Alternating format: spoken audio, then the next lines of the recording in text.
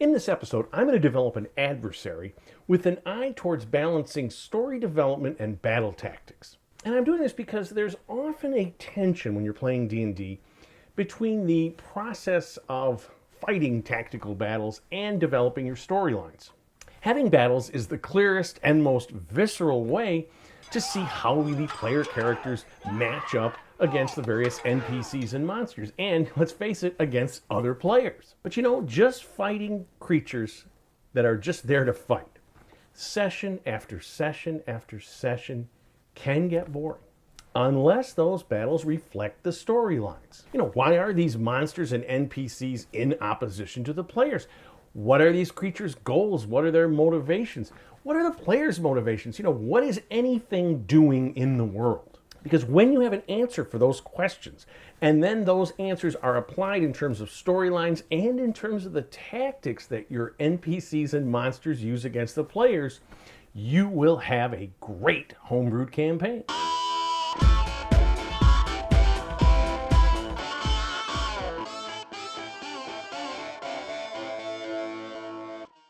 Hello again, gang. KR King here, helping one and all homebrew their own D&D campaign.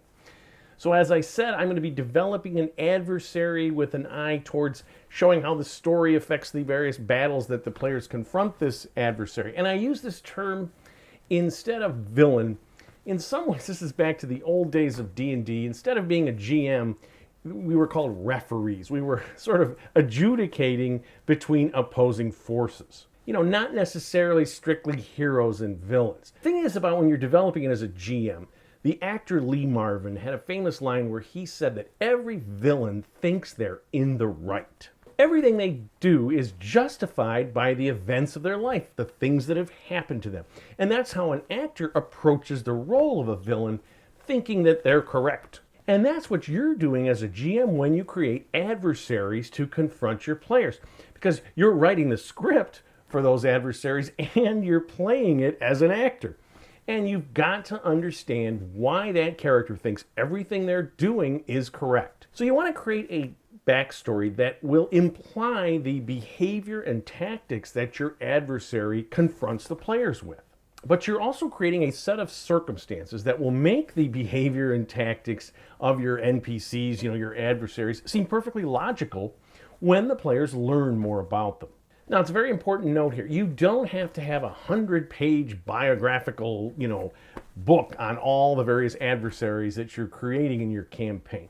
What you really want to do is you just want to think about the biographical markers that we use in real life to describe people, to evaluate them. What do you think about when you describe a person? You might say, like, well, where are they from?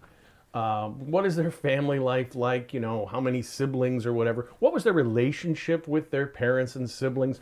And then you go out from there in terms of their education and, the milieu that they grew up in. So I'm going to use the long-term rival that I created in some earlier videos. Kurok The Annointed One, this orc chieftain who's out to reclaim the barren hills for his tribe.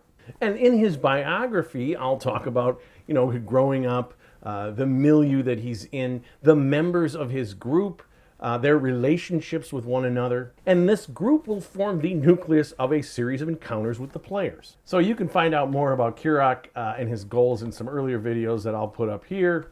For a quick review, Kurok is out to avenge losses suffered in the Orcan Wars of 50 years ago, when Ragnarok the Destroyer and his army were defeated by a grand coalition of all the various settlers on the continent of Mellinor. And again, all of the players know the history of this battle growing up in Mellinor. It's a crucial origin story of the continent coming together, the various city-states and whatnot, against a common foe. Because in the history of the orcs, unlike the settling races, the Orcan Wars were a disaster. In my continent of Mellinor, the orcs are one of the indigenous humanoids on this continent. The various player character races came here 200 years before and were instantly in conflict with the orcs. And as we often see with indigenous people in real life, the invading culture may be more sophisticated, have more, devices and whatnot, and they push them aside. So one of the best ways to make story affect battle tactics is when you create creatures that don't necessarily fit the stereotypes that you find in the books. So in this sense, Kurok is going to be this orc who's highly intelligent and wise, but he's not physically strong or necessarily dexterous. And so he's always thinking about caution in terms of facing his adversaries, whether that's competing with other orcs in his tribe or the outside races. He's looking at the long game. If he exposes himself too early and reveals himself, he'll meet the same fate as Ragnak. So I'm going to do this biography of Kurok, the various biographical markers, but I'm also going to create some of his sub-lieutenants and other people in his tribe to get an idea of their alliances and rivalries. And some will fit our common conception of orcs, short-tempered and, nasty, and they don't think too brightly. Others are going to be smarter. So I'm going to say that his grandfather, Mulash, was a chieftain. He was also a lieutenant under Ragnak, but he was killed in the Orcan Wars, and further, he was accused after the battle by some of his rivals of cowardice. And this was such a stain that Kurok's father, Dubrak, lost status in the tribe. And in fact, he lost out as the next chieftain to his arch-rival Gnarl. And Dubrak was further soured by his weak, clumsy son, Kurok, who did not fit the image of a great warrior. Kurok was always interested more in thinking than in fighting. And much to Dubak's irritation, this was encouraged by Kurok's mother, Ushat. She actually taught her son to read, which is a rare thing among orcs, but she could see that he was highly intelligent. And on various caravans that they had captured over the years, she had collected books. So you have a unique individual in Kurok. And like many unique individuals in the world, they can be alienated from their family. They don't feel like they fit in. They're different. And Kurok has read books from the settler races, right? He's read their histories, their views on the Orcan Wars, their customs. He's also read military strategies. He's become much more sophisticated in his views on the world. But he also has ambition, and he has made it his burning desire to avenge the orcs using his unique gifts. And these include oratory.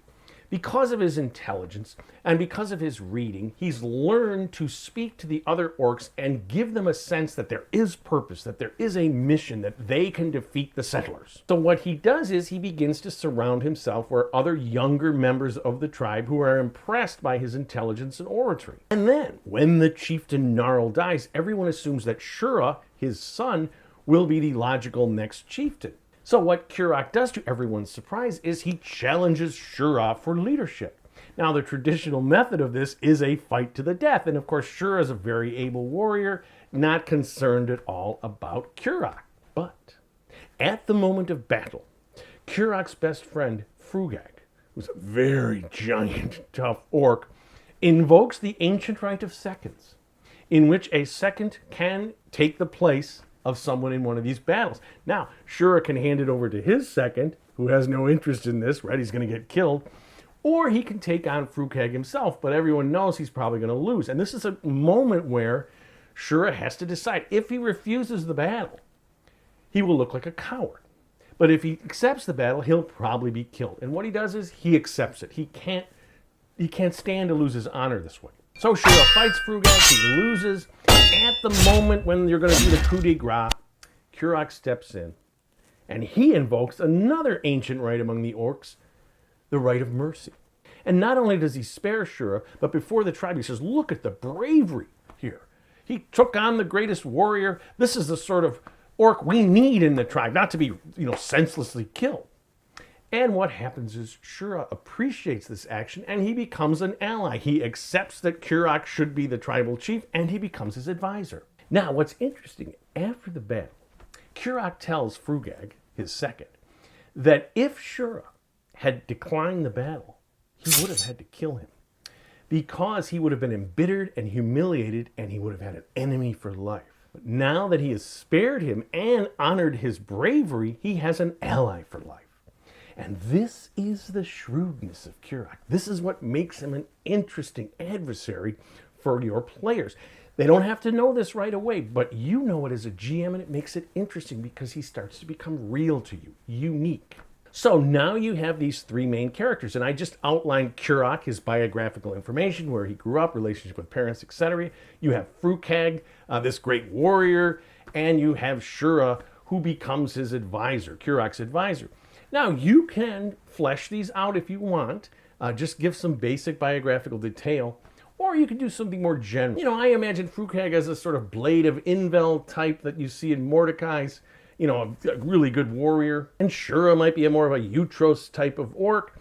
And also, you know, as the son or daughter, again, you could have switched this up, but they are the child of a chieftain. They understand the customs and the ways, and as an advisor to Kurok, can help him navigate his way. The other thing is, as these followers come along, they are fanatics. They are revolutionaries who are totally committed to this cause, totally committed to supporting Kurok in whatever he tells them to do. This makes them disciplined. And the players should notice this discipline when they're having a battle with them. Now, an important part of this, all this biographical information, is to keep it a secret as long as you can. It's a very important thing in terms of running a campaign, when to know when to speak about things and when to shut up.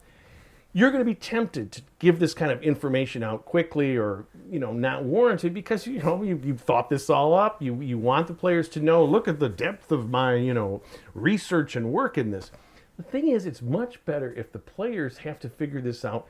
Again, like a detective. I've used this simile in different videos, creating stories like a detective, going backwards.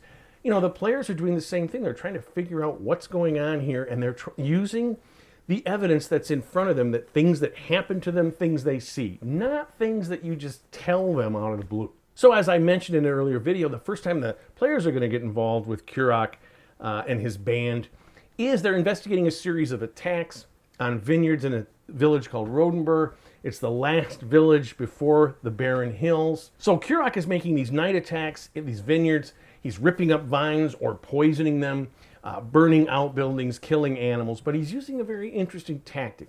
He has psychological knowledge from his reading of the way these settlers operate.